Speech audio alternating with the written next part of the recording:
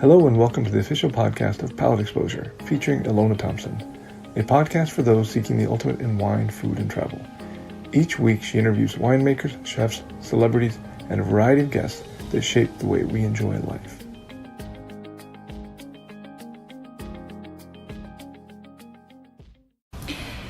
You're a winemaker's winemaker, and I don't say that often, but you're so beloved. I know that because I talk to a lot of winemakers in the community, because you're so humble and generous and self-aware. So besides, again, your skill set and the fact that you excel at your craft, there's no doubt about it. But you also have this very acute awareness of the consumer and their palates and their mindset. It obviously have taken root in your business background, what you described as, you were very aware of what the marketing part of this is. So I want to hear your opinion on how do we include the consumer in the conversation that we just, touched upon. We tend to be insular in the wine industry, and that bothers me a great deal. And you have found a way to communicate your message very effectively. So I want you to talk about that. I think the best way to include the consumer is to expose them to the beauty of wine. Whose ever wine, it doesn't matter. I don't drink what I make because I don't want to read a book I wrote. So I actually drink the other people that make wine, because they make a great product, different than what I do for sure, but they make a great product. When you have a glass of wine, it is not a selfish experience. It's one of the few, if not, probably the few luxury goods that you buy to share. Sharing is exchanging. The consumer needs to pick up a glass of wine to understand how to relax, how to slow his pace down, and how to interact and communicate. If I was sitting here and telling you that I've harvested this beautiful wine at 27 bricks, 3/8 of pH, on a date of this, nobody cares. Nobody cares because it does not relate to an emotion. It does not relate to what people are made to live, which is live a life full of variation of an emotion.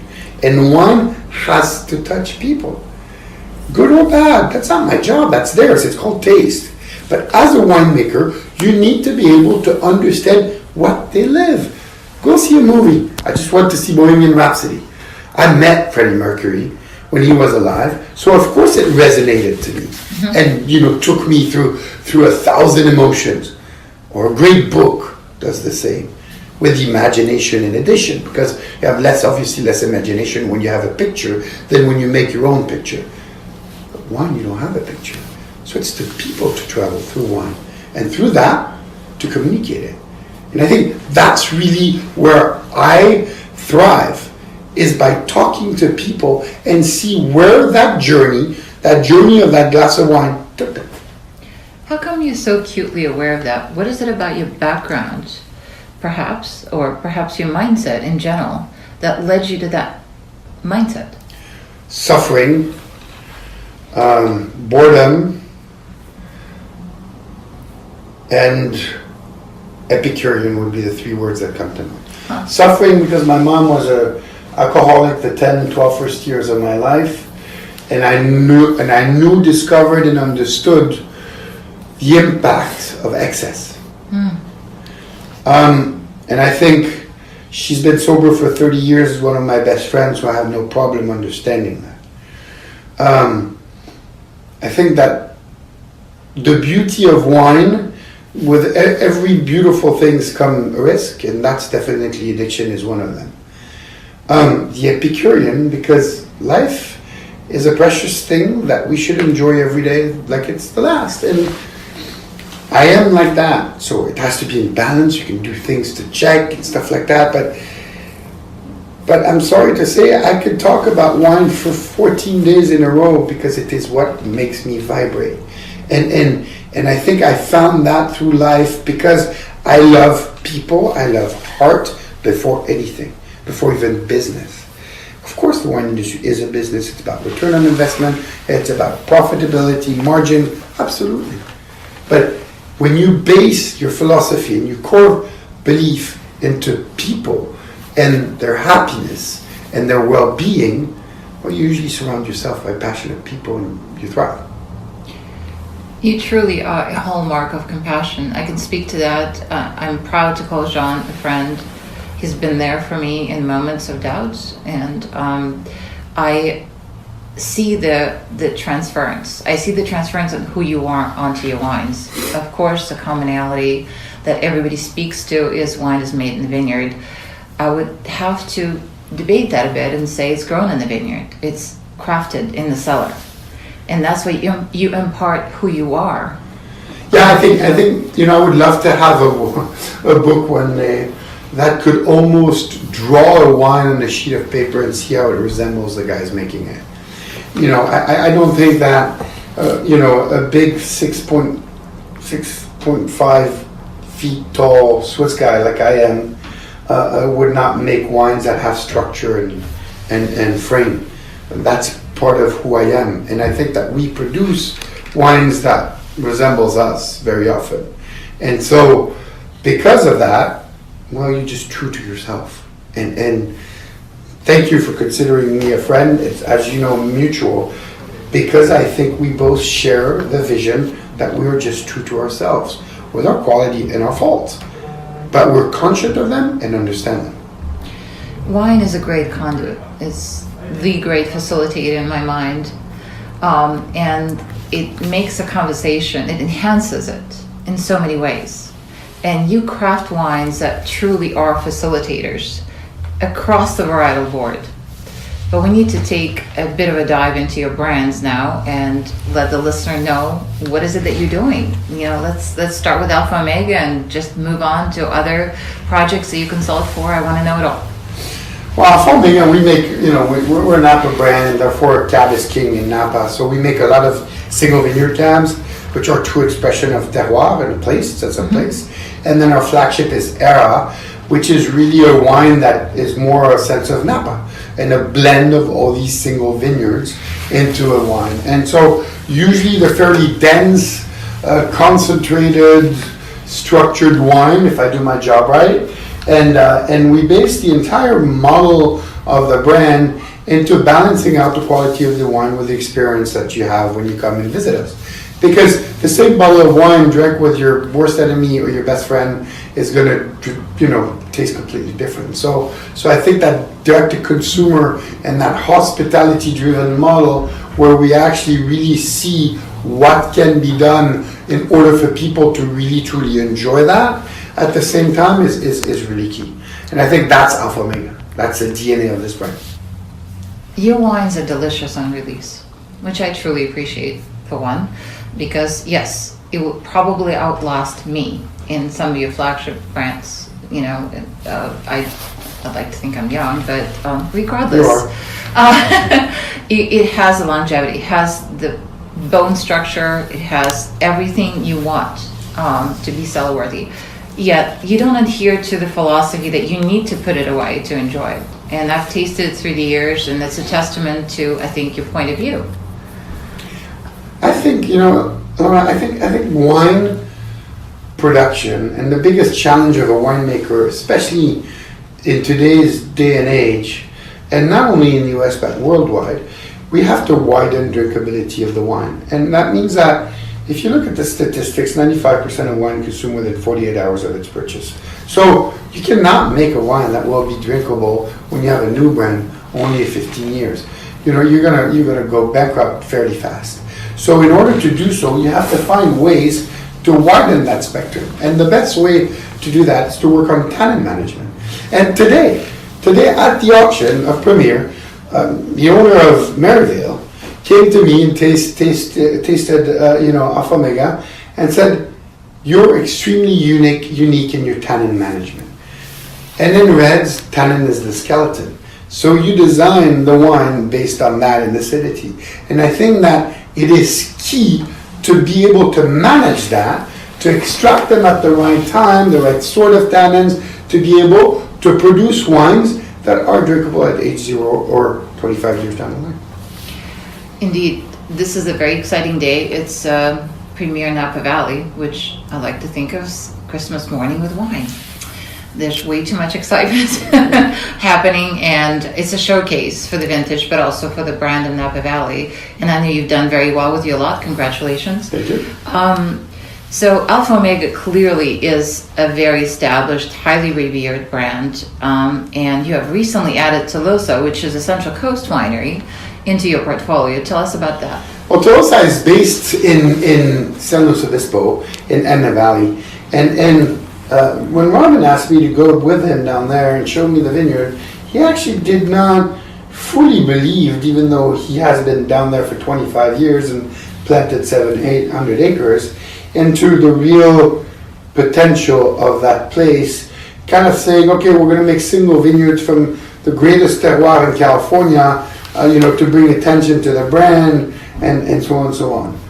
What we have discovered since is we probably have the greatest terroir for Pinots in California.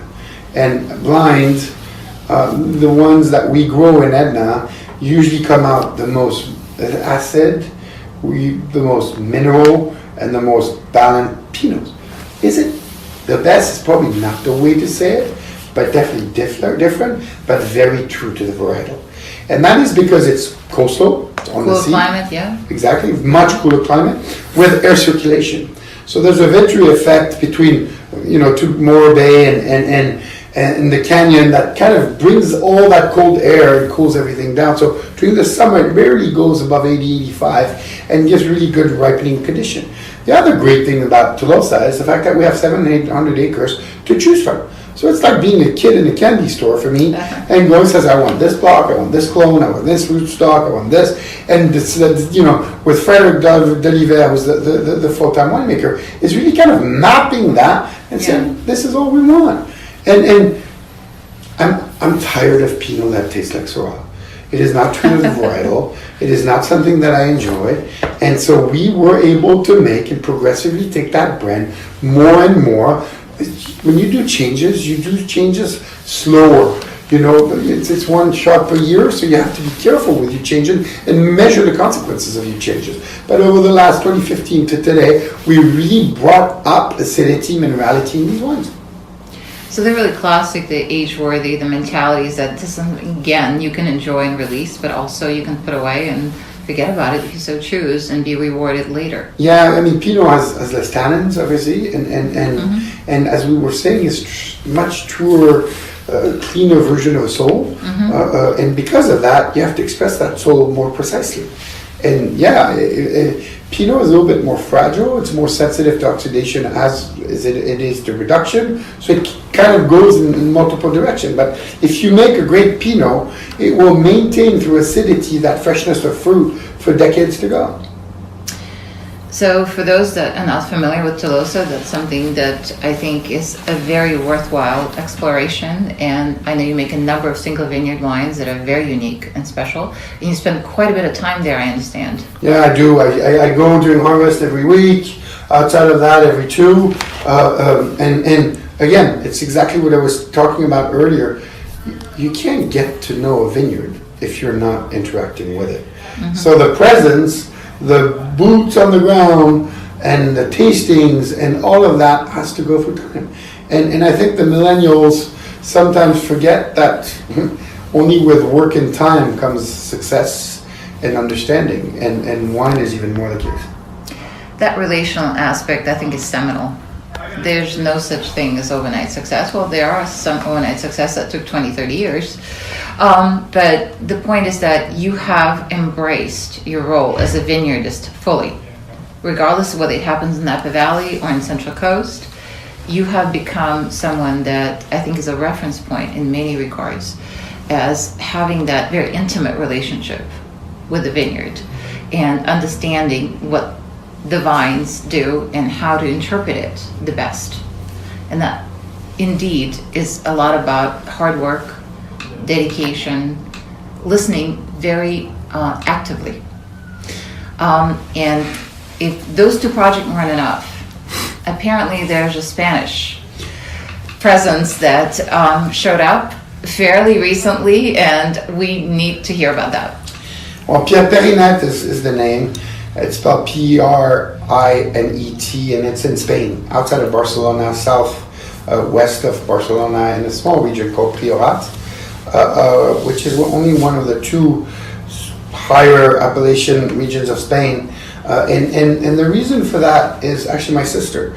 My sister, who lives in Barcelona, discovered that somebody wanted to sell that property and put me and Robin in contact over there with them, and we decided to go, look at it, and ultimately Robin decided to purchase the property and start making wine for them. It's different varietals. It's Grenache Carignan mainly, with Syrah and Cabernet as well, but it is one of the greatest terroir expression, singular expression that I've seen in the world. It's slate, so it's extremely mineral, and slate is really a rock that is fairly fragile, because when you walk on it, you break the rocks themselves. They crack almost like snow under your feet. What that means is also the greatness of it, that the plant goes with its root system through these slates and break the slates as they go seek for moisture and nutrients. And because of that, they can actually live. But the diameter of a 25-year-old vine in Priorat is the diameter of a 3 or 4-year-old vine in Napa. That's how much they struggle. It's all in very steep terroir that are only workable by hand, and they're very, very low yields. I mean, here in Napa, if you're a high-end producer, you're going to produce 2.5 ton to the acre. Over there, you're talking about a quarter of a ton to a half a ton to the acre max, because the plant struggles so much, and such dry, difficult condition, and stone, extremely well-drained soils. But the quality of these wines is that naturally, because of that slate, the pH of the wines are extremely low. So you have great acidity with great ripeness. And again, it's an expression of a sense of place. It sounds like a very challenging environment. And I've always thought of the life cycle of the vine as something that's closely reminiscent to a human experience. And perhaps that's why you're so drawn to this craft. Yeah, I think so. I think that the beauty of youth and its energy and its smiling, bubbly personality is one thing. But vines and wine, just like humans, gain through time, hard times, experiences, life, depth of soul.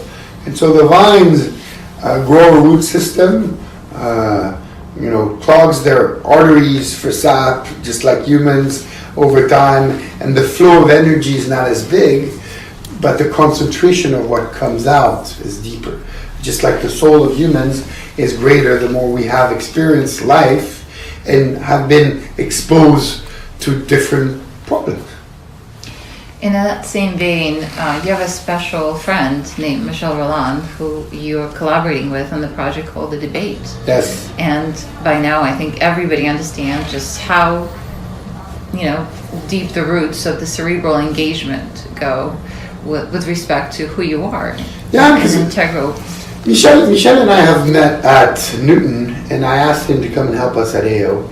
Michel doesn't make the wine. That's not the issue. He doesn't even say it anymore. Mm-hmm. Michel is for me a great asset because he doubts what I do, and he is willing to come, sit down with me, and on his wine that we make together called Michel Roland here in Napa, Alpha being a few of them, and we sit down and we take that conversation to a different level, where he's going to tell me, okay, we should have tweaked that, and I think we made a mistake there. And it's not giving me praise ever. And I don't want praise. I want criticism, and how do we increase the level of these wines. And not only I trust him, consider him, and we consider each other friends for many different reasons, but friends are never the people that tell you how great you are. They're the people that tell you made a mistake, or I would not have done that. And they are the people that doubt you and put you in the right track. And I think that's what Michel is, a friend. What has been the most painful criticism from him, or anyone else for that matter, that really made you rethink where you were going? Indifference. I think the worst criticism I could ever get on a wine is indifference, because that means I failed at creating an emotion. And I think that's much more important than criticism, because as I said, I view criticism as a compliment because it's going to help me grow, but indifference is not caring about what you have to put into a product. I think for me that's probably the word. I find one of the most fascinating aspects of winemaking is blending. And you once told me, in response to my question, when are you done, something to the effect of when the bottling truck is in the driveway. Mm-hmm. So I want you to tell us what the process is like for actually coming up with the ultimate version. You know, having this lovely spice rack and having access to some of the most illustrious vineyards in Napa Valley, and extracting and exposing the soul of the grapes. Yeah, it's understanding the origin, it's understanding the personality, and making the personality match one another. You can take two brilliant brains, like Steve Jobs and Bill Gates, and have them not work together. Or you can take two really stupid brains, like me and Bastien, my assistant winemaker here at Alpha Omega, and make good things and great things. And when you look at blending, it's exactly the same. It's really understanding the personality of the different wines and how they would match to make a better union in a stronger wine. And most people think, oh, I can blend, I'm going to look into aromatics. Aromatics are a non-issue. They vary and change all the time through the cycle of the wine. So you have to really focus on the personality of the wine, its asset, its fault, and its quality, and then understanding how they match. So it starts with, I think in 2018 we had 641 different lots here at Alpha Omega, of one barrel sometimes. But you create that, and then you see how these different personality can fit together to create something greater and bigger. And it's really a process of blending these wines over and over again. And once the first blend is done, or the base blend is done, is not thinking that you have done your job. It's doubting it, redoing, and always seeing how you can better and push it further. I happen to know that Jean is a very avid consumer as well. By that I mean he's a very curious drinker. You drink different wines every day, really. Pretty much, yeah. Yeah. So tell us about that and how it impacts what you do. You can't. I think one of the biggest threats to a winemaker is to get a house palate, and in order to prevent that, you have to be able to discover and keep your acidity in check. Therefore, drink wines from colder climate that have greater acidity to keep your tannin management in check. Therefore, taste varietals that are extremely tannic or very little tannic. And by doing that, you keep your palate exposed to something different than what you make. So just by the fact of drinking wines that I don't make, I keep my palate honest. And in order to do that, I explore wines from many varietals, many regions, many countries, and many years in order to do that. What makes you happy? Wine. And my kids. Jean is a terrific dad, and I feel like you have a paternal relationship with your staff. I've observed it on a number of occasions, and also probably with the vineyards. It seems like you relate to them in a very personal way. Is that correct? Yeah, that is correct, because I never think that I am better. I'm not. I'm different. And everybody has a task or a job or a position in society to bring others something, whoever they are. And therefore, you listen to them, care about them, and respect them like you would respect yourself. And that creates a different dynamic. Creates a dynamic and a structure of life in society, your own society, that is completely horizontal and not at all vertical. I have seen people deliriously happy at your tasting room. You really are exemplary when it comes to consumer engagement. And again, I want to highlight how important, crucial it is to connect to people that are drinking your wine. So I really want to hear your perspective. What is it what is your belief system when it comes to consumers and who they are and your audience, and what does it all mean to you? Every single consumer goes through a very intimate experience by putting wine in their mouth. Therefore, there's nobody else but themselves that can know what is happening, if they like the wine or not. And I truly think so. So I don't have the luxury of being right or wrong. I just have the luxury of being able to listen to the impression the wine made on them. And if you truly believe that, it makes that every single consumer is as important as the other and fairly respected. And so you always hope to create that type of dynamic, that type of pleasure. But you have to be there to listen to it. If there's a person that knows very little about wine in general and intimidated by it, confused, feels like he has to have a degree first. If you were to encounter such a person, what would you say to them? Taste. Taste, close your eyes, and don't let anybody tell you that you don't know. Because what you will feel is the right answer. On the other side of the coin, as an exceptionally successful brand that created so much value, what would you say to someone who is a learned, sophisticated member of the trade that's speaking to the consumer? What would be your message to them? If you can't transfer passion, it means that your passion is not vivid and alive enough. Rethink what you're doing. If you were to sum up your life's philosophy in a sentence, what would it sound like? If you have health, you have everything. I think that's a teachable moment. And I think that's something we can all relate to. I thank you very much for your time and for your contribution to the world that I find brings life, breathes life to otherwise what would be only existence. So on that note, thank you and cheers. Thank you for having me. Thanks again for tuning in to the official podcast of Palate Exposure featuring Helena Thompson. We'll see you again next week.